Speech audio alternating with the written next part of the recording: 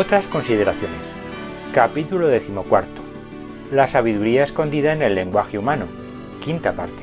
Consecuencias y aplicaciones. Primera parte.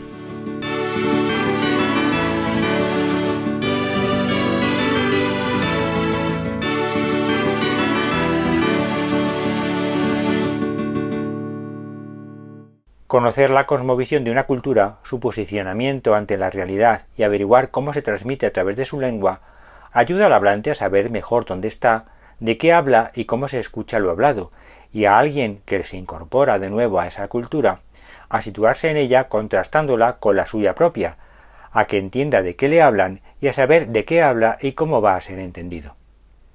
Un misionero que va a llevar a Cristo a quien no le conoce, primero ha de valorar cuánto hay de Cristo en lo que transmite y cuánto de su cultura de origen, y si ambas cosas son compatibles o no. Y en qué cosas sí y en qué cosas no, antes de transportar lo que cree a otra cultura. Después debe conocer la otra cultura y averiguar su cosmovisión para que así pueda encarnar a Cristo en ella, pero a Cristo, no a su cultura ni a la de destino. A continuación debe adaptar, en la medida de lo posible, su cosmovisión de origen a la de destino, para poderse mover por ella sin perder la referencia, a Cristo encarnado en su cultura de origen. Luego, como ya ha aprendido a diferenciar a Cristo de lo que es su cultura originaria, lo colocará en la cultura de destino, que necesariamente sufrirá una modificación en profundidad, pero no en apariencia. Por último, debe transmitirlo en su vehículo de destino. Pongamos un ejemplo tonto. Decíamos que en el chino a Dios se le denominaba como el Señor que todo lo llena. Si descubrimos que esa denominación lleva inherente una visión no acorde con la que queremos transmitir, y por poner un ejemplo, llegamos a la conclusión de que sí coincidiría si le nombráramos como el amigo íntimo, lo indicado sería entonces introducir en el habla esta segunda denominación, en la medida de nuestras posibilidades, porque en ella iría asociada la nueva perspectiva. Esto que parece una simpleza tonta puede que no lo sea tanto si nos fijamos en el modo de actuar de la primera evangelizadora, de la primera portadora de Cristo, de nuestra querida Madre, la Santísima Virgen María, que no tiene ningún inconveniente en cambiarse de nombre todas las veces que sea necesario, dando origen a multitud de advocaciones, con tal de hacer cercano y patente el consuelo de Dios. Y así la conocemos por nuestra Madre del Perpetuo Socorro, auxiliadora de los dolores, etc. Pero esta actitud tiene su precedente bíblico en el caso de la denominación hebrea de Dios como Elohim, porque en la escena de la zarza ardiente es el mismo Dios el que se da el nombre de Yahvé ante Moisés, modificando con ello la perspectiva desde la que quiere ser entendido, pero sin salirse de la cosmovisión general del hebreo, porque además Yahvé tiene sentido concreto dentro del idioma, significando yo soy, o el que es. Se profundiza y personifica la visión de Elohim a través de Yahvé. Ya mencionamos de pasada, y a modo de ejemplo, cómo en el español el cambio del sonido Z, Sasesisosu, por el de S, Sasesisosu, lo que se conoce como seseo, supone en la profundidad del significado fonosemántico una permuta de la cualidad por la colección, lo que introduce un cambio sustancial en la cosmovisión general del idioma y su cultura, al sustituir la perspectiva cualitativa, el cualitativismo, en la visión de la realidad, por la colectiva, por el colectivismo en la misma, lo que supone una verdadera revolución al alterar con ello su filosofía subyacente, por lo que dada la enorme extensión del fenómeno en el idioma, el asunto reviste una gran trascendencia, ya que dicho fenómeno tiene un efecto totalitario, al extinguir la otra perspectiva, anulando con ello la presencia equilibrada de ambas, como ocurría antes. Y esto no es ninguna tontería, porque afecta al subconsciente de cada hablante. Pero la utilidad de este modo de conocimiento no se ciñe a un simple cambio de nombre o a una correcta adecuación cultural, sino que puede transponerse a otros ámbitos de la vida, desvelando muchas facetas que permanecían ocultas. Y prueba de ello es que este sistema ya se viene utilizando para corromper las conciencias a través de los eufemismos, los cambios idiomáticos y del lenguaje no verbal, pero sin exponerlo abiertamente para que no se descubra. Detengámonos a valorar estos condicionantes intelectuales.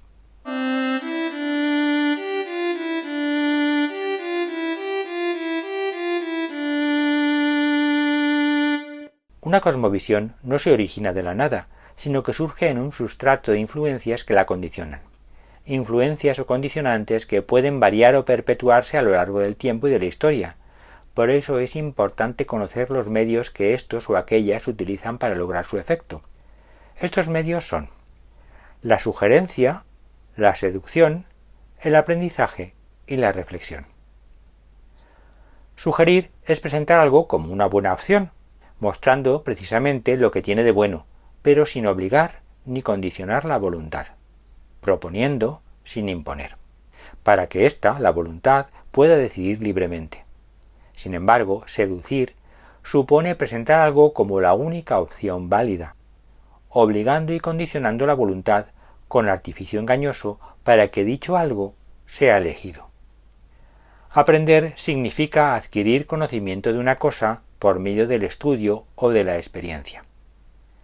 Y reflexionar es considerar nueva o detenidamente una cosa, con la connotación de reflejarse en ello. Los dos primeros medios, sugerir y seducir, se refieren fundamentalmente a la presentación de las influencias, y los dos últimos, aprender y reflexionar, a los condicionantes que las elaboran. Pero el aprendizaje, para ser verdaderamente eficaz, debe contar necesariamente con la reflexión, que es la que consigue aprenderlo, hacerlo hallazgo propio, convirtiéndolo en experiencia intelectual. Si esto no es así, y no se vive como experiencia propia, lo aprendido se convertirá en una simple memorización de datos, en algo que se puede usar, pero que no pertenece a quien lo guarda, por lo que acabará arrinconado, olvidado y despreciado. La reflexión requiere contemplar el objeto de la misma como si fuera nuevo, es decir, evitando ideas preconcebidas, prejuicios y suficiencias, lo que supone una mirada limpia y humilde, considerándolo detenidamente, sin agobios, presiones, intromisiones, etc. Situación harto difícil para quien está lleno de preocupaciones, intereses y egoísmos que le roban la paz y el sosiego interior. A la par que la persona que reflexiona se proyecta, se refleja en ello, manifestando lo que ella es, su ser más profundo. Pero curiosamente, en ese reflejo del propio ser se encuentran todas las referencias de la persona, sus convicciones y creencias, su cosmovisión y apreciación del absoluto, de Dios, o, en su defecto, de los pseudoabsolutos o seguridades que haya colocado en su lugar. Por lo que cuanto más elevado sea ese absoluto, más capacidad relacional e integradora podrá desarrollar en su reflexión. Más amplio será el mapa en el que poder situar todo su mundo, y podrá ver las relaciones de todos los eventos que en él se marcan, las montañas, los ríos, las carreteras, los pueblos.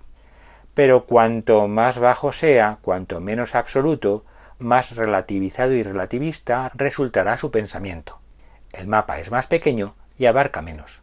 Y cuanto más relativismo, más confusión, reflexionando confusamente al haber perdido el norte que marca la orientación. El proceso de atomización del pensamiento que se inicia al perder el norte del absoluto, la referencia de Dios, produce la pérdida progresiva de la capacidad relacional. Al ir bajando cada vez más el horizonte de la comprensión, reduciendo el mapa de nuestro mundo, la realidad aparece cada vez más inconexa, perdiendo la capacidad de asociación de hechos, acontecimientos y sucesos que dejan de tener su lugar, su función y su orden en la vida, haciendo imposible aprender de la experiencia vivida en ellos. Desaparecen pueblos, carreteras, caminos y lugares en nuestro mapa, que ya resultan extraños y sin posibilidad de acceso a ellos. Por lo que se repiten y repiten comportamientos dañinos que acaban por desintegrar el proceso de aprendizaje. Así, y del mismo modo, las frases y los conceptos pierden su capacidad evocadora, relacional, y las metáforas o los cuentos, al perderla, dejan de entenderse, por lo que el lenguaje queda reducido a palabras, los acontecimientos a meros sucesos, las personas y la vida a objetos, los objetos a cosas, las actitudes a hechos aislados e inconexos, los hechos a circunstancias, las circunstancias a casualidades y las casualidades a azar, que es como decir que no tienen causa ni porqué, ni razón ni relación. Así se llega a la completa destrucción del pensamiento y a la aniquilación del hombre en su capacidad de serlo, convirtiéndose entonces en el mejor de los esclavos, porque además presume de ser libre y de hacer lo que quiere, aunque realmente no sepa las razones de lo que hace ni de por qué lo hace, al haber perdido su capacidad de asociación y parecerle todo inconexo y libre. El proceso se podría comparar a la ejecución de una obra musical a la que primero quitas el contrapunto, las relaciones entre melodías, luego la armonía, las relaciones de simultaneidad y por último la melodía, las relaciones de sucesión, acabando por dejarla completamente desintegrada, sin nada, vacía. ¿Y no es eso lo que ocurre en el arte actual? En consecuencia, la corrupción del proceso reflexivo indica la corrupción del hombre. Sin embargo, para el que ha optado por el amor, que todo lo relaciona, y mira el mundo con esa mirada, su capacidad reflexiva aumenta y la rentabilidad de su inteligencia también. ¿Y de qué forma? ¿Quién iba a pensar que el amor fuese a influir de esa manera en la capacidad del intelecto? No es lo mismo ver un paisaje subido en un árbol que desde una torre o desde una montaña. Podremos subirnos a muchos árboles para ver muchos paisajes desde ellos, que resultarán inconexos si no tenemos una referencia común, como en el caso de los diferentes idiomas que tratamos. Podremos subirnos a varias torres, para conseguir integrar entre sí los paisajes vistos desde los árboles.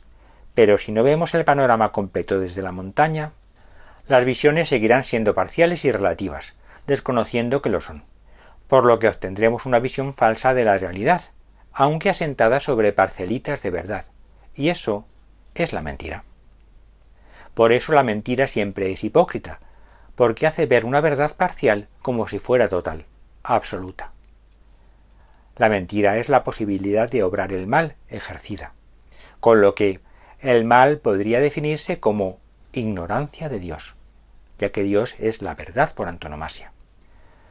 Así, el mal aparece disfrazado de bien para engañar, porque si fuera sincero y todos lo pudieran ver, ¿a quién engañaría? Pues bien, la voluntad no puede ser dominada desde fuera, el sujeto se tiene que dejar. Por eso hay que conquistarla. Y eso se consigue a través del engaño, de la seducción manipuladora, estrategia que consiste en presentar una mentira de tal manera que sea aceptada como verdad, para así anular la voluntad. Y eso es exactamente lo que se está haciendo hoy en día con las llamadas vacunas para el COVID-19, por poner un ejemplo. Para poder anular la voluntad, primero hay que crear una situación de confusión tal que se consiga aturdirla, por ejemplo, el miedo. Para una vez instaurada la inseguridad en la decisión, inclinar la opción hacia la aparente seguridad y bien que supone lo que se presenta como tal, con lo que se está creando una situación de embeleso. Pero además, en este proceso de confusión, la torre de Babel del pensamiento, es fundamental conseguir la relativización del absoluto, para que de esta forma se pierda la referencia, logrando con ello el desconcierto de los principios, bases o columnas, las seguridades, sobre los que se apoya la voluntad. Por lo que cuanto más relativo y parcial sea todo, más reduccionismo haya, mejor. De ahí las órdenes y actuaciones confusas y contradictorias. Cuanto más relaciones se rompan, mascarillas, aislamiento, etc., el parcialismo será mayor, el aislamiento aumentará y la manipulación resultará más fácil. Divide y vencerás. Por eso un mecanismo adecuado de relativización, de manipulación, es la inducción al egoísmo, y cuanto más ignorancia haya, mejor. Evidentemente, el ilusionista que trate de imponerse, invistiéndose y rodeándose para ello de un halo de indiscutibilidad que impida ver el truco que emplea, de ahí los expertos, los técnicos, los científicos, el comité de sabios, las publicaciones, etc., no puede aclarar ni dar verdaderas razones ni ocasión para recapacitar, sino que actúa con contundencia para poder ser efectivo. Yo soy el que manda e impongo las leyes coercitivas y de urgencia para que no dé tiempo a recapacitar.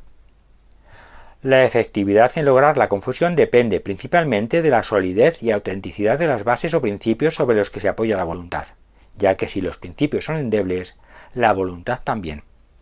Y en segundo término, del artificio empleado por el prestidigitador o ilusionista y de su habilidad. Los artificios o técnicas que pueden emplearse son múltiples, pero todos ellos relativizantes, con la intención de reducir la amplitud de visión sobre el concepto de que se trate, de reducir las personas a animales o a meros objetos, o estos a simples especulaciones, y de ahí la censura de toda disidencia. Por ejemplo, Presentación impactante que abrume e impresione a la víctima y aturda su voluntad. Ataque por sorpresa, impresión de poder, grandes escenificaciones, etc. Prestigio otorgado al ilusionista seductor, o al que lo dice o transmite, con lo que no se cuestiona. Desprestigio de lo que se opone o puede oponerse a la intención de dicho ilusionista seductor. Inducir sospechas, etiquetar de falsedad, calumniar, injuriar, censurar, etc. Intimidación, como es el caso del síndrome de Estocolmo que ocurre a los secuestrados que acaban poniéndose de parte del secuestrador, y al secuestro también se le puede llamar confinamiento protector, por ejemplo. Alteración del significado de las palabras, del lenguaje, de las ideas y de las experiencias llenándolas de otros contenidos. A modo de ejemplo, llamar amor al acto sexual con lo que no solo se cambia el significado, sino que se relativiza sobremanera. Emplear eufemismos como interrupción voluntaria del embarazo para eludir el término aborto provocado, confundir el término amor con el superficial y alienante de solidaridad, o sustituir el uso de la palabra seglar por la de laico, por poner otro ejemplo, tampoco resulta un cambio muy inocente, que digamos. O identificar el género gramatical con los sexos de las especies, y así infinidad. Investir lo que se desea manipular de miedo, el factor manipulador más contundente. Angustia, mofa, ridiculizar, animadversión, resentimiento, odio, defecto, inseguridad, duda o cualquier otra característica negativa impactante. Provocar asociaciones de ideas que resulten convenientes al propósito, fomentando unas relaciones con el fin de romper otras. Exaltar los instintos, y si es de forma incontrolable, mejor.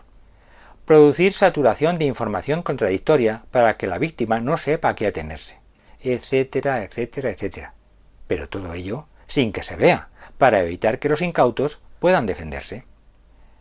En definitiva, ofrecerlo todo a cambio de nada, para luego quitarlo todo, circunstancia que pone a prueba la solidez personal del tentado.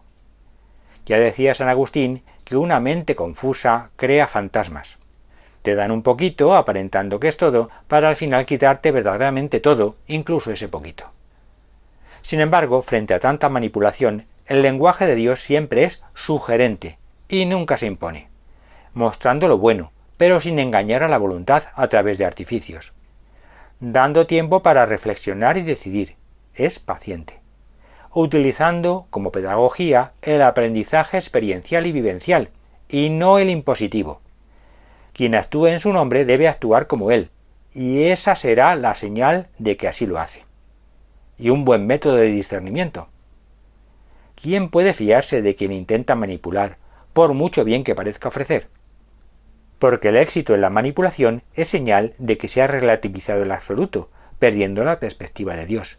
Y eso es entrar en situación de pecado, con lo que el afectado se vuelve leproso, al perder la sensibilidad de esas partes de sí mismo que ignora, de lo que queda fuera de su mapa, pudiendo herirse en ellas, incluso verlas amputadas, sin percatarse directamente de que eso ocurre, aunque sí lo apreciará en forma de sufrimiento y vacío.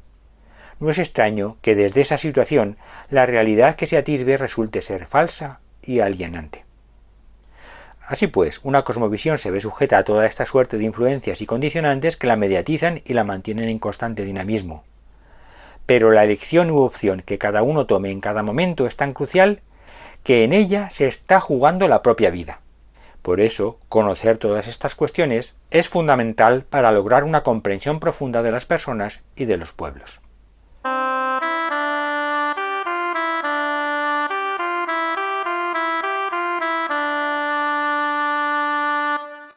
También mencionamos que existía un lenguaje visual de interpretación de la realidad que podía sintetizarse en un código ideográfico, y que en el español también se había sedimentado en el propio diseño gráfico de las letras. Si entendemos por ideografía la representación de la idea mediante la imagen o el símbolo, cuando este término se emplea para referirse a una lengua, estamos haciendo alusión a los pictogramas que se utilizan para transmitir los conceptos expresados por las palabras. La escritura china está reconocida como ideográfica, porque procede de la representación figurativa esquemática de lo enunciado por las palabras.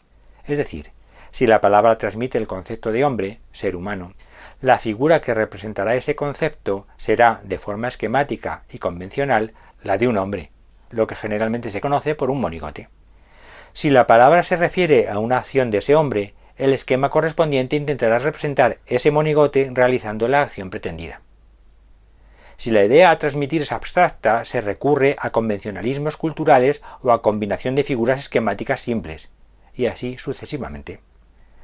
Como el resultado en su origen de este modo de escritura resultaba de una gran laboriosidad, la evolución natural lo fue estilizando y esquematizando cada vez más, hasta, en muchos casos, no ser reconocible en el grafismo la situación esquemática primitiva, convirtiéndose entonces en un mero símbolo convencional, de tal manera que quien vea el grafismo, por ejemplo una raya horizontal, piense inmediatamente en su significación simbólica, el número 1.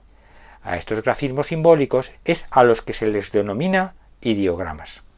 El resultado final en el chino es la recopilación de un número limitado pero muy extenso de ideogramas que permiten establecer una escritura, que en principio no representa sonidos sino ideas, pero que, dado el carácter preciosista de dicho idioma, aunque no sea lengua única porque está constituido por un abundante número de dialectos bastante diferentes entre sí, que tiende a las palabras monosilábicas, sí puede llegar a representar sílabas fonéticas. Sin embargo, en los idiomas con escritura alfabética, lo que se representa no es el concepto o idea transmitido por las palabras, sino los componentes sonoros que las integran, es decir, los fonemas o determinados conjuntos de ellos, por lo que cabría pensar que estos idiomas no pueden ser nunca ideográficos. Si el concepto de ideografía se reduce a lo expuesto para el chino, efectivamente, los idiomas alfabéticos no pueden ser ideográficos. Pero si mantenemos dicho concepto en su definición original, ¿por qué no? Si hemos visto que los fonemas transmiten ideas, conceptos abstractos, ¿por qué no pueden sus representaciones gráficas, las letras, ser esquemas conceptuales también? Se podría arguir que eso solo podría suceder si nosotros mismos nos los inventásemos con esa intención, pero que los antiguos, los tradicionales, que son fruto del azar o la casualidad, nunca cumplirían estos requisitos. Sin embargo, con ese argumento se olvida que tampoco se han elegido conscientemente los fonemas propios de cada idioma, ni la forma de conjugarlos, sino que todo eso responde a un saber inconsciente o subconsciente que va tomando decisiones y elecciones. ¿Y por qué no puede ocurrir lo mismo con las grafías? Todo es cuestión de una tarea evolutiva y selectiva de siglos. Comprobemos ese extremo en el español. Pensemos en la letra O y en el concepto que transmite el fonema que representa, un todo cerrado. Si se hubiese hecho a propósito, no se habría diseñado mejor. Incluso su grafía expresa mejor el concepto abstracto que las 3 palabras que se precisan para definirlo. Se podría afirmar que es un concepto que entra por la vista. Fijémonos ahora en la I, o mejor aún en su minúscula I, con su puntito, y simultáneamente en el concepto que transmite su fonema, definición, una parte concreta.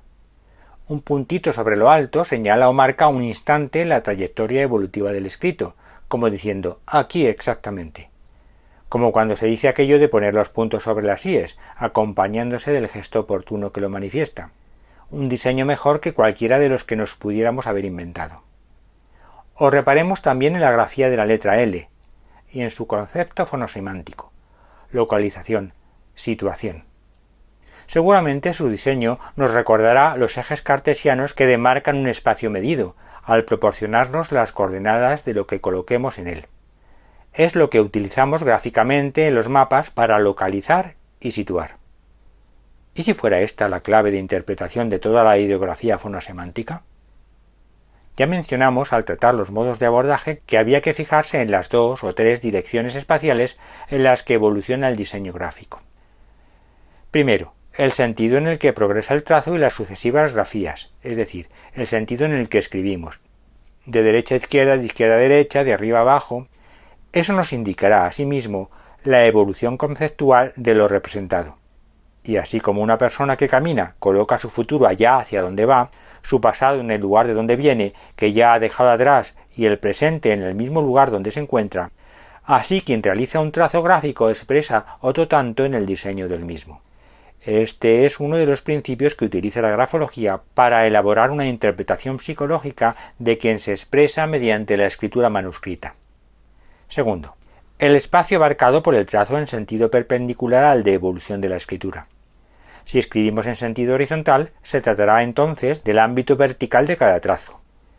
La interpretación en este caso se refiere a la oposición cielo-tierra, arriba-abajo, de nuestro sentir visual, lo que nos atrae y nos fija a la tierra, las raíces, y lo que nos aleja de ella, el tallo, las hojas, las aves que vuelan.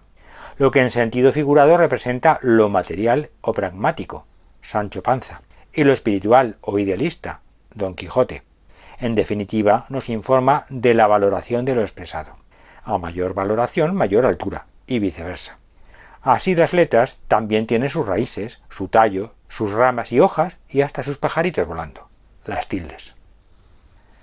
Tercero, la tercera dimensión en la escritura no se suele dar en el propio grafismo, ya que éste se realiza en dos dimensiones, sino que se refiere a la distancia de perspectiva que el individuo establece con el diseño. En este sentido, la grafología afirma que el papel en el que se escribe representa el mundo, o ámbito vital en el que la persona se desenvuelve, y que así, como ésta se relacione con su medio de papel, se relacionará con su ámbito vital. Así pues, resumiendo, para analizar ideográficamente cualquier letra, nos tenemos que fijar en el diseño de sus trazos, tanto en sentido horizontal, de izquierda a derecha, para ver la evolución del concepto, como en el vertical, para apreciar cómo se valora. Pero de este asunto ya continuaremos hablando en el capítulo siguiente, el 15º, en el que concluiremos la presente referencia a la ideografía, así como otras consecuencias y aplicaciones de estos hallazgos lingüísticos. Muchas gracias por su atención.